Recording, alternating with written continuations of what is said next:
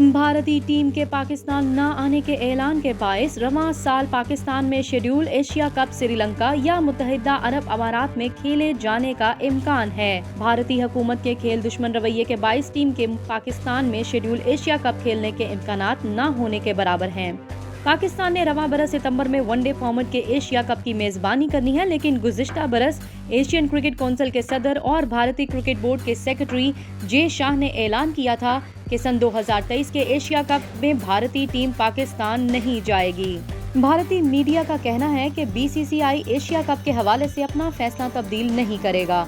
ताहम Asia cup की मेजबानी पाकिस्तान के पास रहेगी, लेकिन वेन्यू तब्दील हो जाएगा। रवां साल एशिया कप मुत्तहिदा अरब अमारात या श्रीलंका में खेले जाने के इम्कानात हैं। भारतीय मीडिया का ये भी कहना है कि भारतीय हुकूमत का ग्रीन सिग्नल न मिलने के सबब भारतीय टीम पाकिस्तान नहीं जाएगी। वाज़ेह रहे कि एशिया कप का इजलास बहरीन में होगा।